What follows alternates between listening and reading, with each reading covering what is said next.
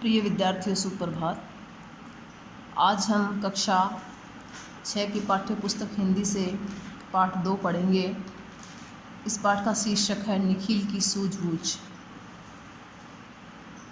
लेखक क्या कहना चाहता है? लेखक ये कहना चाहता है कि यदि व्यक्ति में साहस हो तो वह छोटे से छोटे और बड़े से बड़े कार्य को भी आसानी से कर सकता है, चाहे फिर वह एक बच्चा ही क्यों ना हो। इसके अंदर एक अपहरणकर्ता और 2 छोटे छोटे बालकों की कहानी है जो हम पढ़ते हैं। अपहरणकर्ता आपस में बात कर रहे हैं कि निखिल और निकिता नाम के 2 बच्चे होते हैं, 2 भाई बहन हैं, उनका अपहरण करते हैं और फिर उनके घर पे खबर देने की यानी सूचना देने की बात करते हैं। तो वो आपस में बात कर रहे हैं, चलो पढ़ते हैं। तो फिर क्या कहते हो, कैसे खबर दी जाए? लंबे बालों वाला पतला लंबा व्यक्ति बोला। कहना क्या है, टेलीफोन करते हैं। उसका साथी बोला, नहीं, हम इस बार टेलीफोन नहीं करेंगे। यह उनका मुखिया था। मुखिया ने प्रमुख, जो सबसे प्रमुख था, जिनका मुखिया था, अपहरणकर्ताओं में जिसका महत्वपूर्ण उसकी भूमिका थी, जिसने बाकी लोगों को अपहरण करने के लिए कहा था, उसके बारे में है मुखिया की बात। क्यों? इस बार चौथे साथी ने पूछा। ये 4 साथी हैं। तो वो कह रहा है, पिछली बार की बात याद करो, इसी टेलीफोन के कारण पुलिस को सब पता चल गया था। मुखिया ने चेताया। तो फिर क्या करना है तुम्हें बताओ।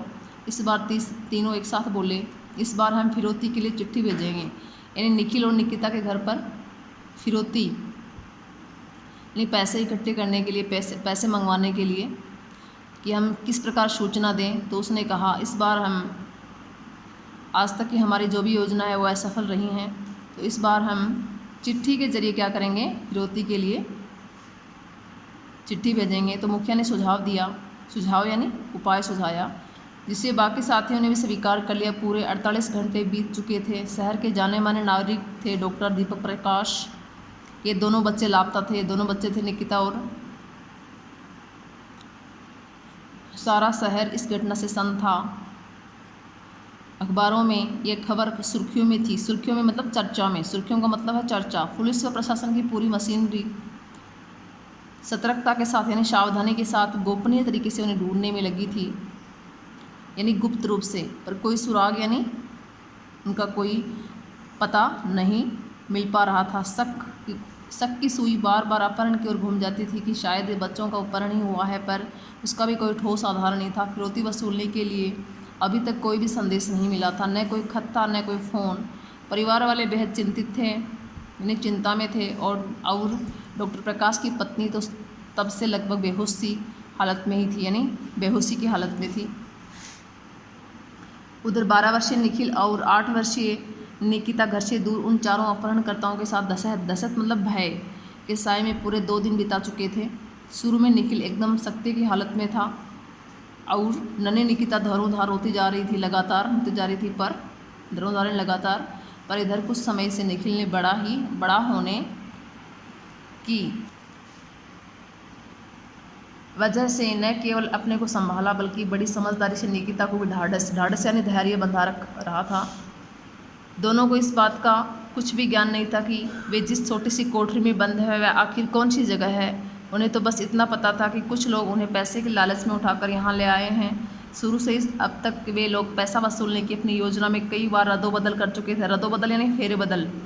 पर इस बार शाम को पत्र भेजकर फिरौती यानी जो रकम के बारे में कहा गया है, फिरौती की मांग वाली योजना के बारे में सुनकर निखिल को विश्वास हो गया कि आज उनके घर फिरौती की रकम के लिए चिट्ठी अवश्य पहुंच जाएगी।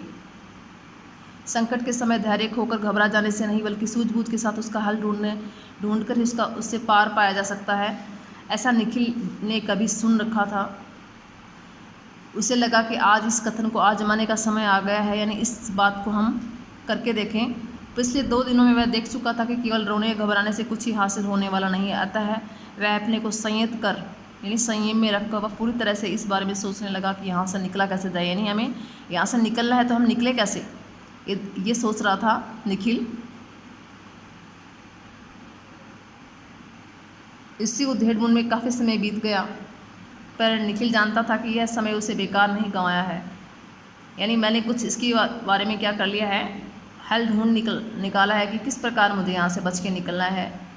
इस बीच उसने अपनी मुक्ति के लिए जो योजना सोची थी उस पर अमल करने की भी उसे अब जल्दी थी। इसी सिलसिले में उसने निक्कर यानी नेकर कि जेब में पड़ा हुआ 10 रुपये का अपना इकलौता यानी एकमात्र नोट हाथ डालकर निकाला और फिर दोनों हाथों से फाड़ कर उसके 2 टुकड़े कर दिए।